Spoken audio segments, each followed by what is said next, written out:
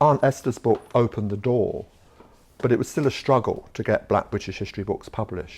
The Met Police is so tied up in knots. Wow, I wonder where she I always comes thought from. there must be more to life than this. This is rubbish. This will never work in Southwark. I don't know where you're getting all this stuff. If every day you're growing, if every day you're learning, you're accessing the right resources and the right mentorship, you become a better version of yourself. We never did history at school. So I had no, and of course going to a secondary modern meant that you left at the age of 16 with nothing. I did a book for them called Black Poppies, which just took off like a rocket. I mean, I couldn't believe it. Welcome to Peckham Podcast, long-form conversations where big ideas meet local traction. That's the aim. Community and faith, small f or big F, as I always say. You know, that's around. That's a theme under the whole project, really. Intervention is prevention. That's what I think, and people need to intervene to correct imbalance. And I think today's guest is going to be another example of that. We all know things can be messy. It's not good to hide from it, but there's always a first step. You know, you just have to figure it out. Big welcome to Stephen, who I'm beginning to count as a friend because we've known each other for a few years. A long time, yeah. Yeah, through one half of your life. There's two big halves I thought are going to come up, I think. Yeah. You're a bit of a writer. Two strands, two hats. And we meet on the IAG with the local police. But Stephen, tell us a little bit about, well, welcome. And Thank you. Tell us about the beginning of life here in Peckham. My family lived in Peckham when I was born, but I was born in St Giles Hospital, Camberwell. So strictly speaking, my birth certificate says Camberwell. Right. But Peckham was then the metropolitan borough of Camberwell. Now I'm being pedantic. But no, did my growing up on Peckham Road in a council flat after we were moved out of Peckham proper to make way for, had to make way for the North Peckham estate. So they pulled all our old houses down. We'd much rather have stayed where we were, but there you are. North Peckham estate had the most terrible reputation, didn't it? Very quickly. It opened in the 70s, about 10 years after we were relocated. They should have just left it alone. So it was called regeneration and post-war development, blah, blah, blah, but it was one of the biggest mistakes the local authority, or whoever was responsible at the time, one of the biggest mistakes they ever made. So I originally lived in Cronin Road, Peckham, which ran alongside East Surrey Grove, which is still there. And it was a big council house. I lived with my parents and my sister on the upper floors. My grandparents lived in the basement. We had a garden. We had a dog. We lost all those things. My grandparents moved here where we are now. We're literally virtually on the spot where they had their council flat, which is now gone. And then mum and dad and my sister and I were moved to a housing estate, So Gardens on Peckham Road. Yeah, so just to detail where we are, we're on the old Acorn estate, which is now Dean, and we're in the Dean Community Centre. My grandparents lived in Wood Dean, which was one of the even uglier than the National Theatre as a construction, as architecture goes. And I remember the bus conductor, when we had bus conductors, when he used to come along Queen's Road, he'd say, "Anyone for the Kremlin?" And we'd all get off at the Kremlin where Nan and Grandad lived. Not the crematorium, anyway. The Kremlin. Yeah. I remember 20 years ago, I brought Brian Paddock. Do you remember him? Yeah. A kind of landmark borough commander over in Lambeth. And I brought him onto the Wood Dean estate with some boys from the Prue. And they took him round the estate as it then was. It was half decanted. Bullet was in our head, innit? And somehow he could actually see rain coming out, something like that. Some flats were still inhabited. It was rainy that day, it was November, and it felt like one's fantasy of East Germany. If you don't give up your son, they're going to break my window. So then all of a sudden, they just broke it in there. So your mum wouldn't give you up? Huh? Your mum wouldn't give you up? Obviously not. How long ago did that happen? Like 2 or 3 months ago, I don't know. So why haven't These they put the windows window are back? open now, Why haven't they put the window back? Why did the council put the window back? Yeah. And Brian Paddock looked so uncomfortable. And for these boys, I mean, it's where they, Oh, it was horrible. it's where they grew up, so they knew it. My granddad was in a wheelchair towards the end of his life. He couldn't get out.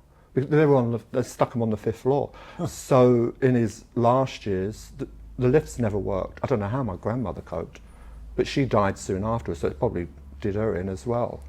But no, I grew up in Peckham, mainly Peckham and parts of Camberwell. I used the Camberwell Church Street Library. I used the Peckham Library, not the Peckham Library we've got now, that used to be like a big, gigantic cabin opposite where the Peckham Library that we know now was. And learned how to read, and I went to the Oliver Goldsmith School on Peckham Road. I loved it there. So actually my childhood in the 60s was brilliant. It was a wonderful, happy childhood.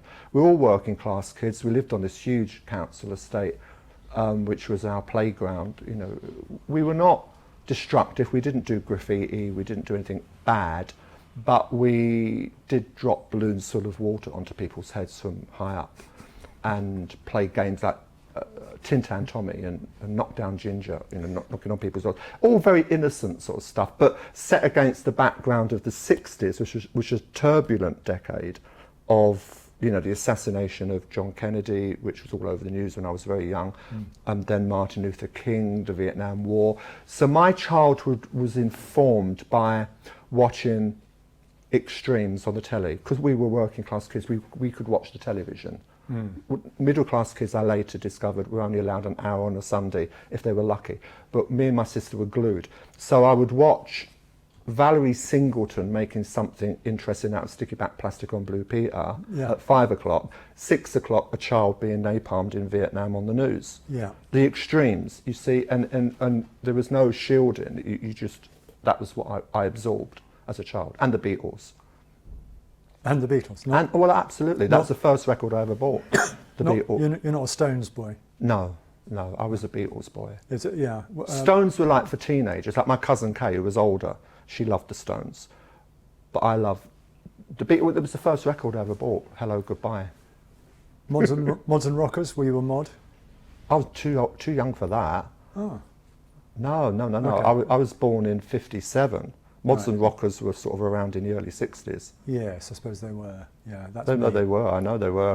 Because I had a cousin who was one, and she used to get told off by my uncle for going on the moped thing they used to go on. It's just that whole kind of post-war period. There were labels for you were this or you were that. Yeah, you had the Teddy Boys in the 60s, Mods and Rockers in the 50s. Sorry, Teddy Boys in the 50s, followed by Mods and Rockers in the early 60s.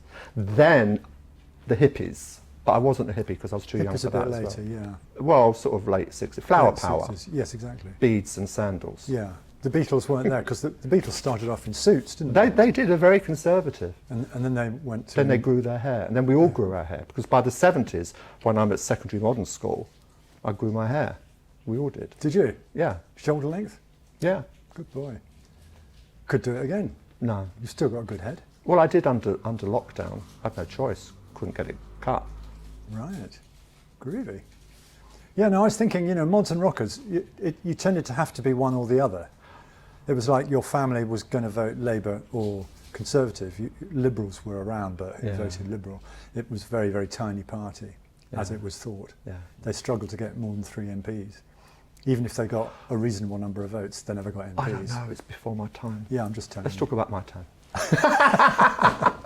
Sorry, I don't want to direct, but... No, you're allowed to. You're allowed to. It's you that's the focus. So all good.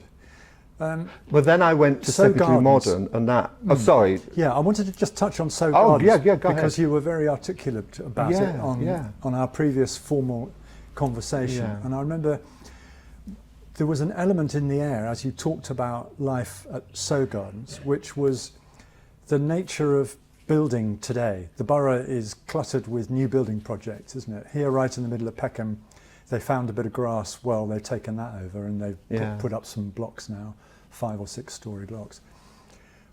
Your memories of and the importance to children of So Gardens in your childhood. Just give us a line on that.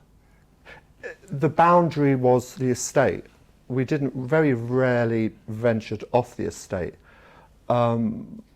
Although you could in the 60s, there wasn't any danger in Peckham or Camberwell.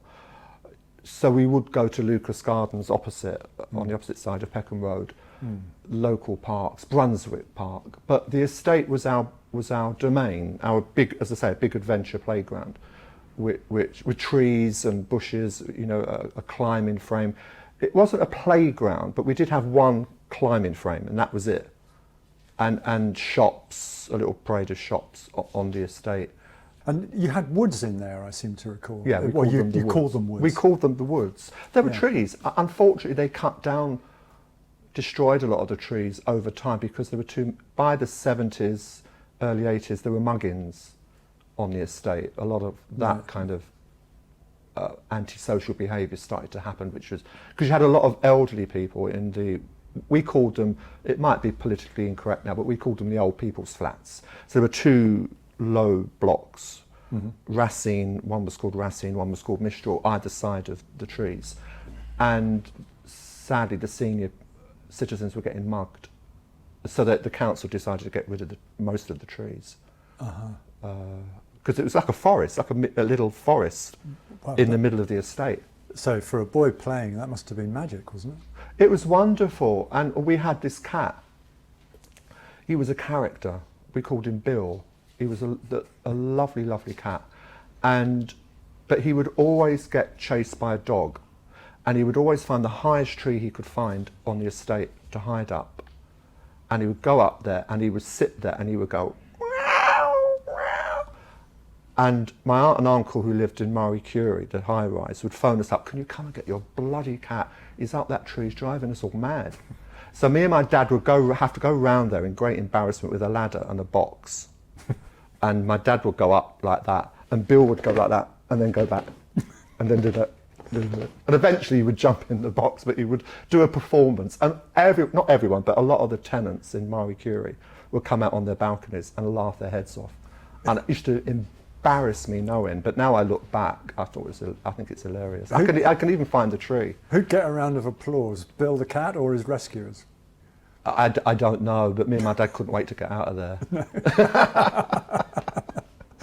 Yeah. It was that kind of community feeling. I remember 1977, the Queen's Jubilee. They had the Tenants Association, of which my parents were very active, they had this big celebration in the kind of what we call the woods area, the green area, the trees, and it was. I didn't go to it.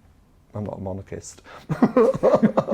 I opted out, but I was a teenager and not a rebel, but I had strong opinions. Okay, fair enough. That's just as well I didn't serve you tea, because it would have come in a King Charles mug. Yeah. There you go. So, Oh, I don't worry about things like that now. I just don't care about the royal family. Anyway, carry on. can we do a little bit about, I think there's in terms of this conversation leading towards your career as a published author, Yeah. a very special lady was brought into your family, Aunt Esther. Yeah. Tell us about Aunt Esther and how she arrived. Well, my mother came from a very tight-knit working class community. It was like an extended family in Fulham, in West London. My great-grandmother, who I didn't know, she died before I was born, was the matriarch, the mother figure in the community, who would deliver babies, lay out the dead. You know, this is all in the days before the NHS, before working class people could afford such things. So it doesn't surprise me that in 1941, during the London Blitz, Aunt Esther was born in Dieppe Street. I mean, it was the Dieppe Street community that I'm talking about, off North End Road. And it was poor housing, they were working class people. But her father, her Guyanese father, was killed in an accident in the London Blitz, during the London Blitz, and she was left on her own. She had no other blood relations in this country. And she was a young woman. I mean, she was in her early 20s, but Granny said to her, "Come and live with me, love." It was as simple as that. You know, we're going to the air raid shelter together, you know, we can share rations and so on. I mean, they were all being bombed every night, so they were very much together as a community. So Aunt Esther came into the family in 1941. My mother was a little girl, so she grew up with Aunt Esther in the family, in the house. And Aunt Esther would take my mum out of London to the seaside, to the countryside, just to get away from the sort of environment that they were living in. And so by the time I was born, she was part of the family. She was Aunt Esther. My sister and I didn't know any different. How the interest in Black British history came about was simply because, There were many reasons which I am now sort of at the age I am now exploring. It wasn't just Aunt Esther. There were other factors. But during my teenage years, in the early 70s, I was at a secondary modern school, which I didn't like. The education standards were very low. I was bullied, partly because I was identified as being gay. Is that here in Peckham? Camberwell. Camberwell? Yeah, Wyndham Road, Camberwell. St Michael and All Angels. It was a Church of England school, very Christian, so no wonder I became an atheist when I'm being bullied in that sort of environment. The bullying was Christian bullying. Well, yeah, I would say I'm part being silly. of it was. And so I used to abscond. As soon as I was old enough to get on the for reasons I won't bore you with, my mum and dad were from Fulham but married in Peckham. They married in St Luke's Church in 1954. But it's too convoluted to go into the reasons why. But they were Fulham people. So they would take us over to Fulham to see our grandparents in Fulham, my dad's parents in Fulham, and Aunt Esther and great Aunt Mag and all these people. So by the time I was old enough to go on my own, I would abscond from school after getting my name in and register. I mean, there is a way of doing it. You don't get caught if you're lucky. And I would go and visit my great aunts and Aunt Esther in Fulham and talk to them. I was already talking to my nan in Peckham, and I found that the older women in my family were so influential, including Aunt Esther. She was part of the mix, because they were very forthcoming about their lives as working class women, particularly during the war and the hardships they faced.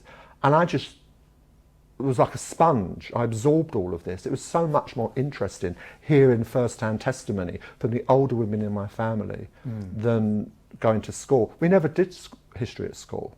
So I had and of course going to a secondary modern meant that you left at the age of 16 with nothing. You had no history teaching? No history, no.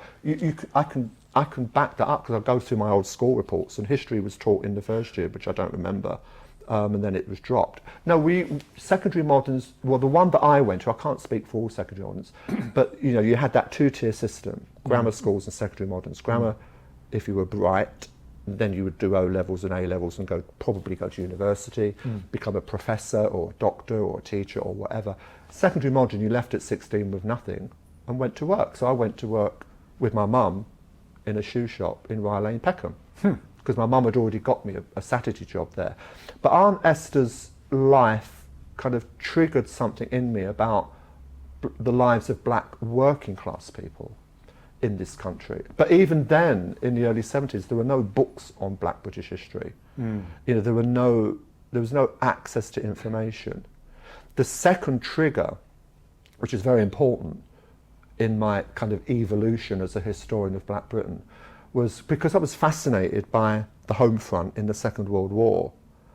I found in the library, Peckham Library, a big thick book called The People's War by Angus Calder. And it was all about the lives of Black Britain, the lives of the British people on the home front in the Second World War, but very much more comprehensive than that. But he mentioned an African air raid warden called Ekpenyon in Marylebone, and Ekpenyon served as an air raid warden all through the London Blitz, but published a pamphlet in 1943 called Some Experiences of an African Air Raid Warden. But he was London-based. He was already here when the war broke out, studying law, I think. When the war broke out, he wanted to do his bit, as they used to say, and he joined up as an air raid warden. And that, I said to a teacher at school, how do I get hold of this pamphlet? Go to the British Library. So as a sort of 14, 15-year-old, I went to the British Library, as you do. Wow, what a scary place. When you're a working class kid with no education, but this interest, it was terrifying. I've really felt, and this was the old British Library, which was part of the British Museum, not the one we have now. And it was like this huge cavernous building full of books. And I just found it so intimidating and scary. And I went up to the counter, told them who I was and what I was there for. They produced this pamphlet by Ekpenyon, and they photocopied it for me. Hey. And then I realised Aunt Esther wasn't the only black person in Britain during the home front in the Second World War. That's how it started. And the visit to the library, how old were you, the British Library? Probably about 15, I think. 15. So a boy getting bugger all to use the Education. French, education Yeah. goes into the biggest library in the land. The biggest library now. I'd only ever been in Peckham and Camberwell libraries, local libraries. But that's really interesting because, you know, you couldn't really call yourself a literate person because you're not being taught that. No, I wasn't academic. So the push to go to the library, Yeah. to go Yeah, through the drive. the Yeah. terrifying, Yeah. you know, entrance Yeah. and all that came from knowing black people because you'd spent so Yeah, much time absolutely. with Aunt Esther. Well, and also Peckham was very multicultural, very culturally diverse even when I was growing up. Right. Back then, it wasn't an all-white area of London, it was a culturally diverse area. Not to the extent now, but significant nonetheless, It's obviously. absolutely significant. I mean, Yeah. Oliver Goldsmith, when I was at primary school, had a lot of black children. The sort of first generation of what they now call the Windrush generation. Some people will remember the name Oliver Goldsmith Primary School because that, of course, is where Damilola Taylor went before he lost his life 20 odd years ago. So we've got to going into the biggest library in the land, and you have subsequently become a much published author on Black British history. Yeah. How did that unfold? When did that really kick off? I discovered another connection to Peckham, very important one, is a community bookshop called The Book Place on Peckham High Street, opposite the old Peckham Odeon. That opened in 1977. And it was a revelation. It was a community bookshop. It was politically left, politically radical, but it did have a wide range of books. It wasn't just left wing, but very community focused. And what they used to do was bring people in from the community, particularly young kids, particularly young black kids from the local area, the local schools, who were playing truant because they didn't fit into the British school system. And they would encourage them to write poems and short stories, and they would publish them. They had like a Peckham publishing venture. And this was a whole new world to me. And because they also had black interest section, I found other books of interest on black history. Not so much black British history, but certainly a lot of African American books, imports and things. And journals, you know, Marxism Today, Race Today, from the Black Race Today collective based in Brixton. But they also brought in books from the Liverpool black community, the Cardiff black community, where there was communities that were publishing this stuff. And so to cut, again, there's a decade I have to jump to get to Aunt Esther's book. So the first book I ever did in 1991 was Aunt Esther's story. And that was because in Hammersmith and Fulham Borough, where she lived, they had a local community publishing venture called the Ethnic Communities Oral History Project.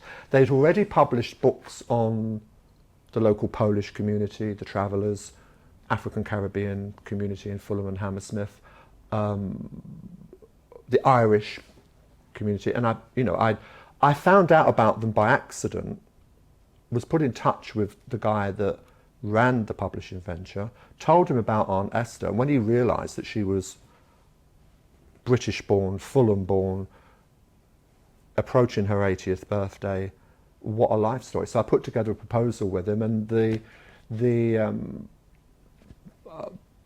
publishing board, I can't remember what they were called, the steering group, snapped it up, and I did it very quickly. So it was a local publishing. And what I learned early on from the Peckham Book Place was that it was possible to write history books at local level in one's own community about people that I knew. And that has all, because I didn't come from an academic background, I didn't go to university. I mean, I went through the 3 years in the sixth form of the comprehensive, but didn't do well enough academically, because I wasn't from an academic background, to go to university. So I went back to square one. But I didn't go to work back in the shoe shop. I went to work in the Peckham Dole office. But the publishing came later. But the idea, the concept of doing local publishing and telling people's life stories in their own words was born out of that early experience. And you are how old at that point? Then I would have been in my early 30s. Right. Yeah. Okay. And it was lovely because for Aunt Esther, she never thought that her life meant anything, but of course it did. and it was recognised as one of the, or is recognised as one of the first biographies, stroke autobiographies of a black working class British woman. That had never been done before. Now, the book that really got you going is sitting on the table there. Do you want to tell us about that? Well, that Aunt Esther's book opened the door, but it was still a struggle to get black British history books published. It was very hit and miss, but the one that has done the best, 2014, I'd already done 2 books for the History Press, one on the black home front, one on the blacks in World War II, one on the black servicemen and women in World War II. So with the coming of the centenary of World War I in 2014, I did a book for them called Black Poppies, which just took off like a rocket. I mean, I couldn't believe it. It was the most difficult book that I'd ever written. This was for adults, it was an adult book. And it did so well. I mean, I did hundreds of talks. I went to the House of Commons to give a talk about it, the Pensioners Centre. I mean, you know, I went to Liverpool twice. For the first time in my life, I went to Liverpool, I went to Cardiff, I went to all the places I was asked to go. Universities, primary schools, even Oliver Goldsmith, I went there and talked about it. And There was a hunger, wasn't there? there was a gap, absolutely, there was a gap missing. There was a missing bit of the First World War story, and it was the black, so Black Poppies is about the black servicemen in the First World War who fought for the British, either in Britain or across the Empire, as it was known then, but also the wider black community in Britain. And it just took off. I mean, the media ignored it. There was no review in The Guardian, and very limited reviews in the broadsheets, very little media attention, but word of mouth spread. Social media, I got dragged kicking and screaming to Facebook. Didn't understand it, didn't want to go on it. But when I realised I could promote my work, I jumped on Facebook then, and Twitter, not so much now. Don't really get it. But the book took off, and it filled that gap in the market. David Olusoga's book, The World's War, came out shortly after mine, but his is a big, thick, weighty academic book. Mine was a little slim book, so it ran into a second edition in 2019, because so many people were sending me photographs and information about black soldiers in the First World War that I said to the History Press 5 years later, can we do a new revised edition? This is the children's version, because so many teachers in primary schools and parents of young children kept saying to me, can you adapt it for young children? So I did. I went back to the History Press, could we do a children's version? Well, if you think you can do it. And I did it. And we even got Michael Morpurgo's illustrator, try and say the name, Tom Clohosey Cole, I think his name is. And they went to various illustrators to do the cover, and he was the most expensive, but he was the one that we wanted. So they went back to him and told him we haven't got any money. So he reduced his rates, did the cover, which I thought was brilliant. I emailed him and told him, through his agent or through his website, and thanked him. And he came back to me and said, you're the only author that I've illustrated books for that's ever thanked me.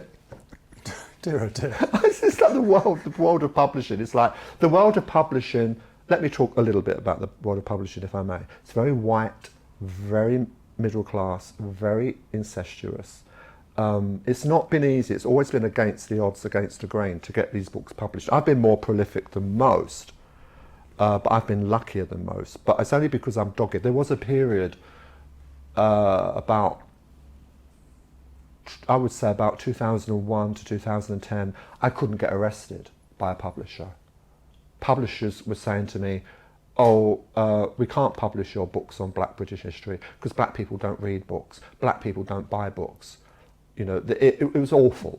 Unless you were a black celebrity, you know, like a footballer or a singer, you might get a chance, British I'm talking about, you might get a chance of getting an autobiography published. And the same with agents. I've never been able to get an agent, never. They've all turned me down, so I don't bother with them. Who wants them anyway? Why should they take 10%? Great, and you've managed to publish over 20 books, haven't you? I don't self-publish. No, I know what that- you mean, yeah. but a lot of people misunderstand. Say, oh, is it self-published? No.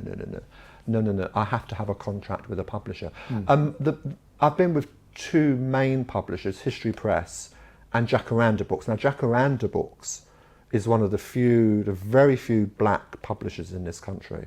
Jacaranda was founded about 10 years ago. And one of their team read Black Poppies and thought, we'd better bring this guy in. So they brought me in and we did 2 books together. Oh, The great. Evelyn Dove biography and the Walter Windrush Black Women in Britain book. Yeah, I was going to say about Windrush, you're writing up on the black element of the fighting in World War I is interesting because one's perception of the evolving multicultural world in England in particular is that it all happened in the 50s with Windrush and bus drivers, and it's the sort of quick, easy, labelly, detaily things. No perception really. I think I'm supporting your argument of there being any significant There black still presence isn't. at all. There still isn't, because people still focus on the Windrush generation, the Windrush scandal. It's all very negative stuff, all very important. I'm not taking valid, but it's not the whole story. So I'll give you an example. I've given hundreds of Black History Month talks. I'm talking now about what I've learned by doing this work for 40, 50 years. Just one example of many that I can give you. So I was invited to King's College Hospital last October to give a talk to staff, nurses, doctors, staff, for Black History Month. They had a whole day of events and I was one of the speakers. And I gave a talk that I give now and again on black nurses in Britain before the Windrush. So I go back to the 1800s. Annie Brewster, not Mary Seacole, because Mary Seacole is quite well known, but Annie Brewster isn't. And then I come up to the war years. So anyway, in the question and answer, a young black woman said to everyone, to me and everyone, my grandmother came from Jamaica in the 1960s and became a nurse, trained as a nurse in a London hospital. And when I asked her about the racism she experienced, she gave me a whole list of terrible things that happened to her. So I waited for the young woman to finish, and do you know what I said? I said, yeah, but did you ask her the other question? She said, what other question? Did you ask her about the white patients that held her hand and thanked her for what she'd done for them? Did you ask her about the white nurses that befriended her and supported her? If you don't ask the question, you're not going to get the answer. And the trouble we have in this country now is that we talk about the racism narrative, as I do in my books, but we have to be aware that there was another narrative. Not all white people in British history were racist. Not all black people in British history saw themselves as victims. And she said, I hadn't thought of that. I said, well, go back and ask her. Because if you scratch the surface a little bit more and ask the question, what I learned for myself doing history on my own, I pick up things as I go along, because I didn't study history at university or anything like that. You have to ask the question. You don't ask the question. And I've seen this happen so many times when young black people only ask the older black people about racism. And there's lots of stories they can tell them, particularly if they came over post-Windrush, absolutely. But ask them about the white people that made friends with them. Quite. I've learnt that lesson over time. That's why people love my books. People from all different backgrounds love my books, because I focus on first-hand testimony, not academic theory and jargon. No words ending in ology in my books. You get what I'm saying? So this book is about the Second World War, Under Fire, very much full of first-hand testimonies. And it's lovely to approach history in that way, and I'm so glad I did it. Was forced, if you like, to do it in the way that I've done it, because now that I'm older and look back, I'm glad I never went to university. It's interesting how powerful, self-teaching can be. Very, and you've empowering. Yeah, you've liberated something that was in you. Totally. Without even realising it until I got into my 60s, which I am now. Now I'm a much more reflective person, and I look back and I think, wow, extraordinary. I don't consider myself special. I just seized the opportunities when I got them, and there've been lots of opportunities, lots of doors shut in my face. Absolutely, but you have to overcome that in order Yeah, to exactly. I mean, to I remember persevere. you saying at one point that on another occasion that there was a gap of something like 8 or 9 years where you just couldn't did. get anything published. No, so I went to work. I went and got a proper job. I went to work for Southwark Libraries. I worked in Peckham Library. I'm just picking up on you Yeah. saying about, you know, it doesn't necessarily come easy. No, doing it on not your at own. all. 8 years Not at when all. you think you're about to do the next book and about to do it. You never know what's going to happen. And I was with the History Press for about 12 years. They were wonderful. But they turned down my last book proposal, which was a slap in the face. But I thought, oh, well, I'll just go to someone else. Jacaranda picked it up. Yeah, So good for you. but I don't, because I can't get a literate, what people have to understand, it's not easy. Because without a literary agent, which I've never been able to get, you can't approach the big publishers, the HarperCollins, the Jonathan Capes, all these big publishers. You can't approach them without an agent. They will not talk to you. They will not talk to you. You cannot get through to anyone. They will not even give you a name at the switchboard of an editor. And I think that's a terrible situation, but it's never changed. So I've had to survive with independent publishers that can't pay me much money. But it's been a wonderful experience because the History Press were wonderful to work with. I wouldn't criticise them, even if they did turn down my last book. But I mean, that's their prerogative as a publisher. But Jacaranda picked it up, so I've now gone back to Jacaranda, which is great. And you've got a decent number of titles that sit on shelves. Well, yeah, it's phenomenal. But I wish I could have reached the next level. I wish my books had been acknowledged in the broadsheets so that I was, the work that I do, it's not about me, it's about the people in my books, that they were better known, and they're not as well known as I would have hoped them to be because the broadsheets and the media, on the whole, with a few exceptions, ignore my work. But in Yes. doing so, they're ignoring the people in my books. But you have, haven't you, reached into schools with your work? Yeah. And they don't ignore your work. Well, the schools that have invited me to go in and talk, I don't do it very often now. But I did one last year, a primary school in Bermondsey. I do it if I'm asked, and I think I could do a good job. But children listen. They really, really do. And youth clubs as well. There was a wonderful experience a year or so ago when the police, you know, we have this trust and confidence engagement team, Nigel and his team. They did this wonderful event for young kids in Lambeth, the Black Prince Trust in Lambeth. Yeah. Sorry, I'm veering away from Peckham, and they asked me to come in and talk about this book for about half an hour and give away a couple of copies free to the young people. And there were young people aged from about 6 to 16. My. And they were a bit grumpy because they'd been pulled out of the playing basketball and all the other more interesting things. They had a police officer there who was doing plate spinning. He'd been in a circus before he joined the police. They loved all that. Then they have to come to boring old me. But they loved it. But the point being, 1 week later, on my birthday, got the best birthday present ever, when I'm walking along the road near the War Museum, and these two little children, black children, shouted out, look, Dad, it's the Black Poppies man. It had registered, and his dad come over, he said, what's a Black Poppies man? He looked a bit suspicious. So I pulled out the flyer for this book and said, oh, your children. I recognised them. They were in the front row of a talk I gave about my children's book. Gave him the flyer, said, oh, you can... So you didn't think you were giving out drugs to kids? No, he just didn't understand what they were shouting at, the Black Poppies man. Yeah. Because they didn't know my name. Could be a difficult phrase. But it was a wonderful thing because I learnt from that something had registered in their heads. Something had registered when I talked about some of the people in this book. I just Who want to pick needs up... a review in The Guardian when children Absolutely. acknowledge you? Yeah, word of mouth can be very powerful. Absolutely. Yeah. My books would never have sold if it hadn't been for word of mouth. One person in particular, Dr. Harold Moody, a colossal figure who's not really known, but he's a man of dignity and importance, I Yeah. think you'd say. Yeah. Tell us a little bit about him. I 'Cause you put him on a pedestal maybe with Martin Luther King in terms of significance. Absolutely, absolutely. That's a big parallel.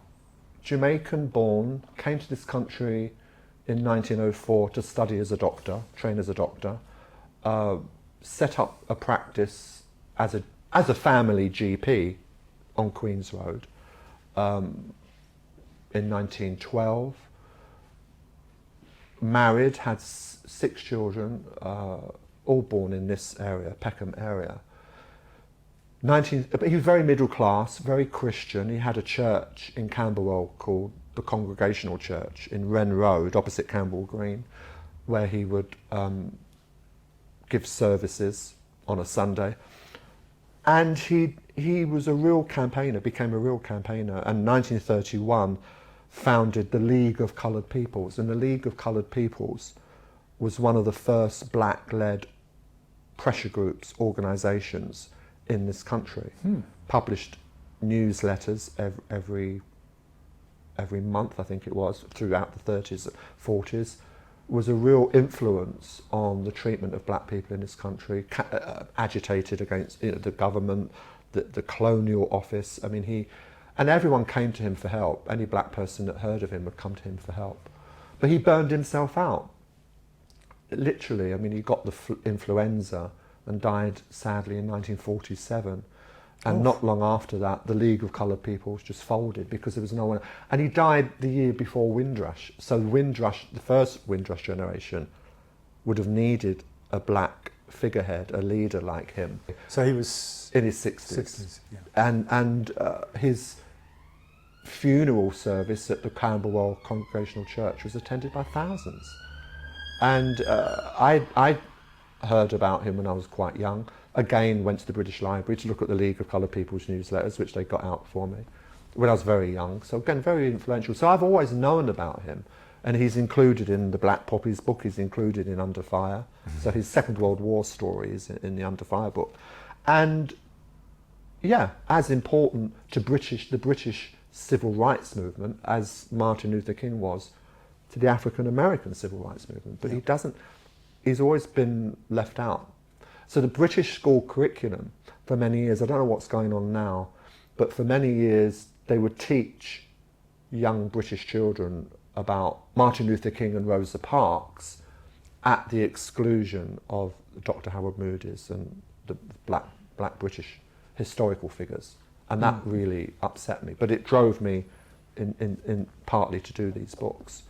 I'm glad that worked out then. Yeah. You've picked up and completed an important story.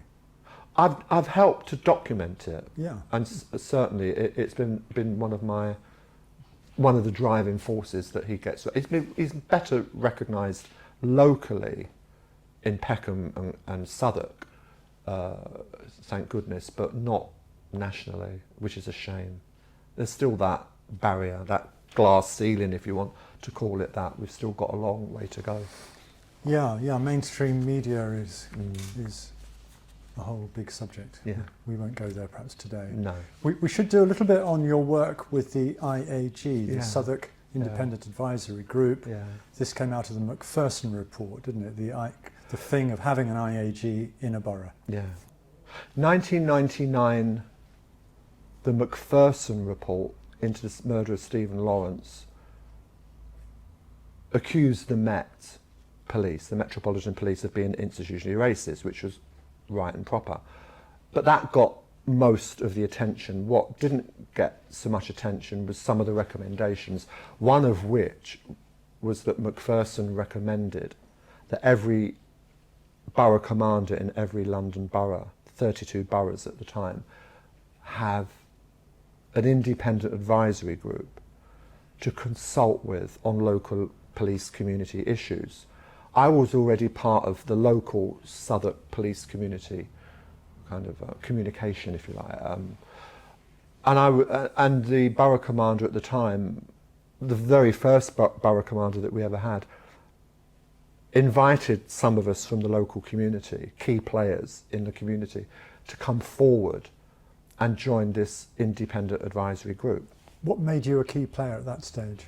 I'd founded, or was instrumental in founding the first LGBT forum in Southwark, but it was a forum that was specifically addressing homophobic crime.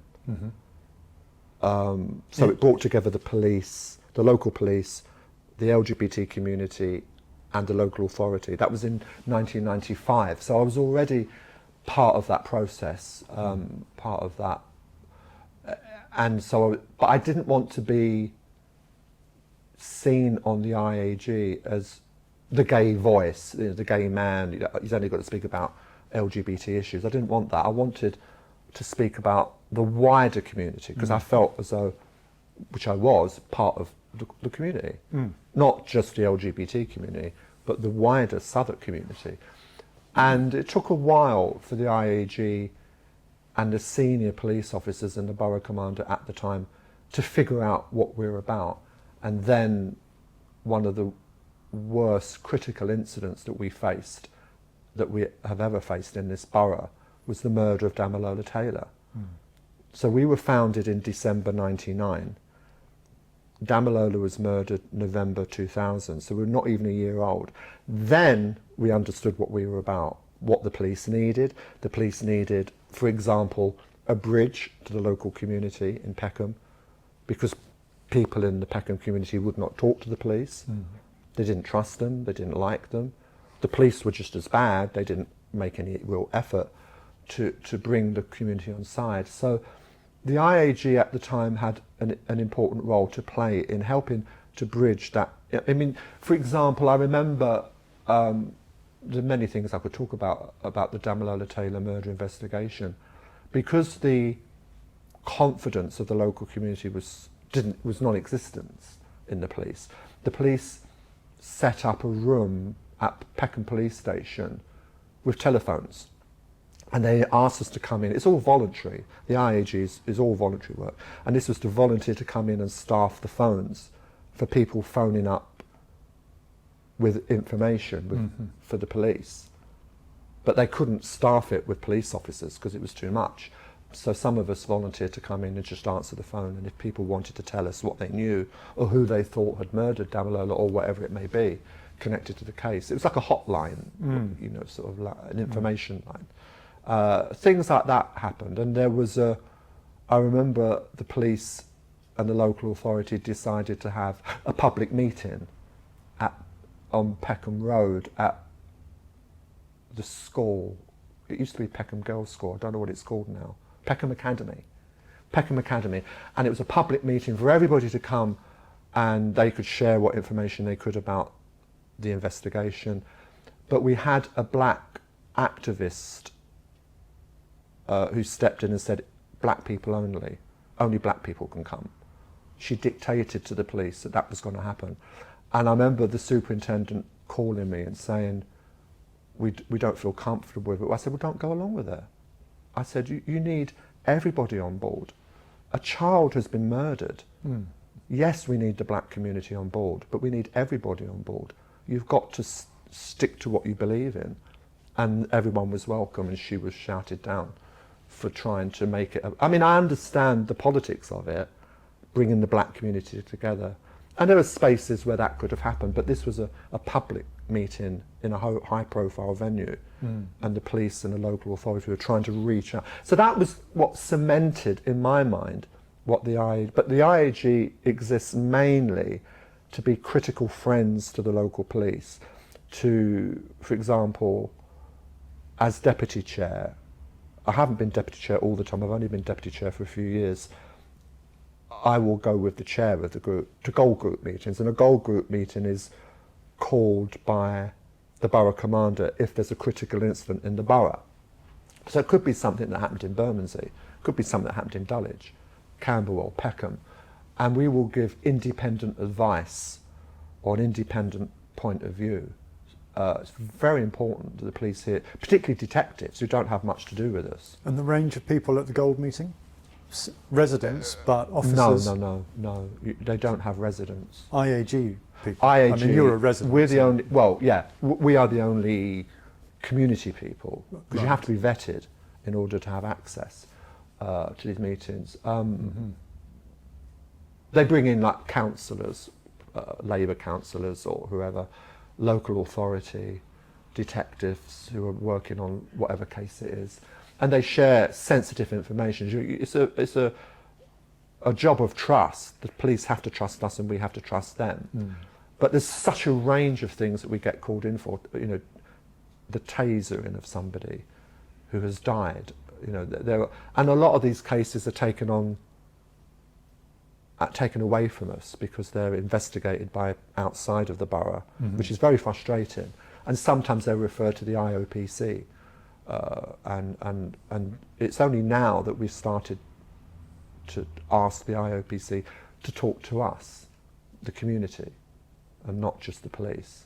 Well, they don't talk to the police anyway. Once a case is referred to the IOPC, it's taken out of the police hands, and it has to have, you know, due work itself out in time. But now the IOPC, although they are stretched, are beginning to open themselves up to the wider community.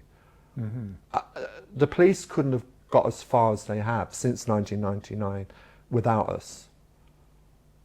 But sadly, internally, they are in a difficult situation. They're under constant pressure. Officers are leaving. They can't recruit. So serving officers are stretched beyond their limits, particularly those on response teams. Response meaning there's a 999 call. And If there's a 999 call, they jump in the blue flashing lights. They are young in service, they are young in age. When I met some of them recently, I was shocked at how the average age is 21. And they're having to go to murder scenes, all sorts of terrible things. I mean, they're trained for it, but because they're stretched beyond their limits, it's hard to see that, very hard to see that. They do long days, I know. They do very long days. And I know also that they don't feel the support of their leadership team. They don't feel appreciated. They don't have any connection to the community unless they're looking at a dead body on Peckham High Street or whatever it may be. So some of us from the IAG have gone in and talked to them and thanked them for the hard work that they do. Yeah. We know that some officers are a bit naughty, a bit more than naughty, but the majority of officers, in my humble opinion, over 25 years experience, are brilliant, hard-working, dedicated, professional, friendly, want to do right by the wider community. And they go through a lot, don't they? They go through a lot, and some of them are very young. I mean, because of the difficulties this summer with the Southport killings and what arose on the back of that, you know, social media is always posting. I've watched a bit of it just because I wanted to get a sense of what's out there. Otherwise, I've tended to stay away from the Twitter kind of Twitter sphere. A surprising number of really unsatisfactory snippets of the police in action, which of course fan Have been flames. edited. Well, it's just that Fake news. A lot of it is fake. Yeah, or they are real, but you know that's Taken out of context. For some of it out of context. But it's a tiny handful of things. Yeah. When there's police busy all day, every day, hundreds and hundreds and hundreds of You thousands. never, again, it's going back to this racism narrative versus anti-racist white people in British history. There are people out there deliberately doing this, and you never see the positive side of the stirring police. their trouble. Absolutely. Oh, definitely. Yeah. They're stirring it, and so it has changed over 25 years in that respect, because the police know and we in the community know that social media can make trouble. I mean, as you say, in the murder of the 3 little girls and what happened after that, shameful, absolutely shameful, the way that triggered all that horrendous riots around the country. Yeah, it would seem without doubt. False information. Antifa were in amongst that. I mean, I went to Southport the other day because I was fascinated to see the town. I didn't know it, I've never been. And it's very quiet. I couldn't believe how quiet the streets are that young man had to walk through to get to that dance event. There's barely a moving car. Why go there with your knife? And I was thinking about this young man walking there, and he's got a knife in his trousers, and you can't imagine what he's thinking. It's such a deliberate journey to have taken to do something extraordinary. Moving tributes to the three girls in a front garden on a road junction. White silky ribbons tied here and there, commemorating them. And of course, we don't get any more information yet. No. So it makes it hard. But initially, when the name went out and it was false, Yeah. the tinder It box just shows was you ready. how easy, as you say, this tinder box could just blow up in our Yeah. faces. And it's not because the whole country is rabid far-right thugs. There's a lot of people who aren't happy, some for legitimate reasons, some because they worry about something that they don't necessarily fully understand, but is a concern. And more information would be helpful because it would allay those concerns. Immigration is a huge subject, and government after government has not managed to get on top of the situation, and so the whole thing's a breeding ground, isn't it? But the pressure comes back on the police, which is where I wanted to loop back to. They're caught in the middle. They are, and I'm glad that you feel after 25 years that you can still say, because I've only done a few years with the IAG, but your length of service with them means that if your impression is that the vast majority of the officers are really good people. I can only speak from my own experience. Yeah, but that's somebody. I true for have all to of us. say that. I have to clarify that because other people might have a different opinion, Of course. and we all have different opinions. All I can say is that in 1980, I was stopped and searched by the local police on Peckham Road, and it was one of the most frightening, distressing, embarrassing, because the buses going past and people looking at me. It was horrible, absolutely horrible. And so my dislike and mistrust of the police stemmed from mainly that. What did they tell you they were looking for? They didn't have to. They were stopping and searching anything that moved. And if you were young and black, Sussex, no chance. Exactly. Swamp 81. Then it led to Swamp 81 and the Brixton Uprising the following year. Didn't surprise me that black kids down in Brixton fought back. That's why I call it an uprising, not a riot. It wasn't a riot. How can we be so disrespectful as to call it a riot? It's a horrible word to use. It was an uprising of young black kids, black youths, on the streets of Brixton who, over a long period of time, were being victimised by the police. Harassed. Absolutely. And they just had enough. It reached boiling point, erupted. And again in 85, when Cherry Gross was shot in Brixton, the whole thing erupted again.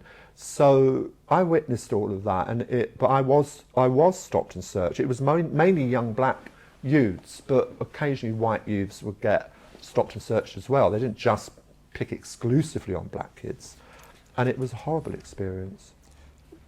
Do you think we can turn it around with the police?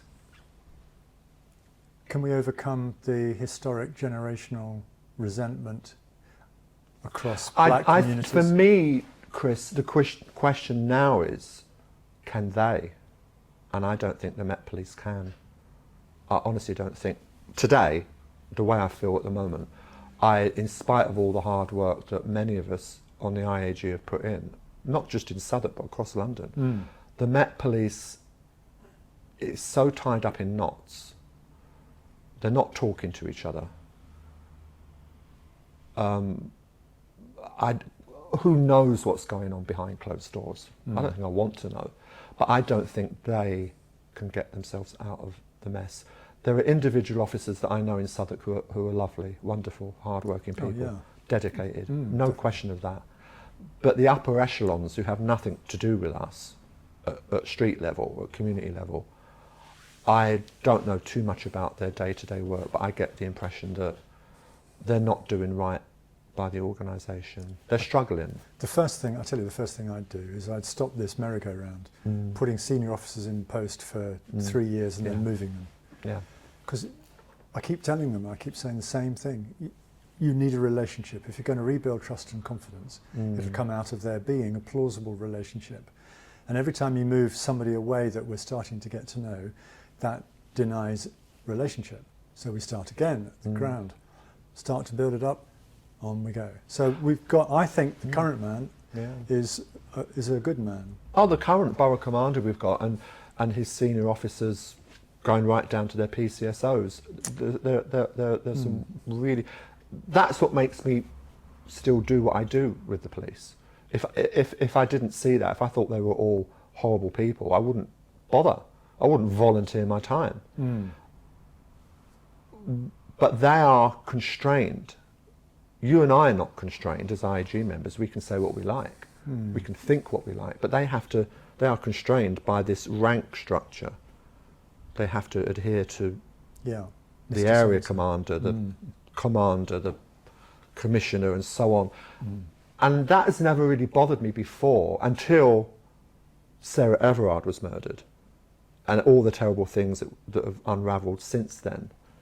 So internally, I think the police are in big trouble, because while they're trying to sort out their own mess, their own, it's making it more difficult for them to understand and appreciate what we do in the community with them. Right, Mr. Bourne. So you're going to create a new service for London, is that right? You're going to just sweep it to one side and say, sorry, your history. From Monday, we're going to have what? Quite. What are we going to have after? Don't ask me. Don't ask me. That's above my pay grade. Stephen, I wish you all the best with your ongoing publishing life, and a It great is contribution. continuing. It is continuing. Yeah, I know. So you've made a significant contribution to the culture of London and therefore of the country. So thank you for coming on the Peckham. podcast. Thank you, Chris. Thank you. I did less than I should.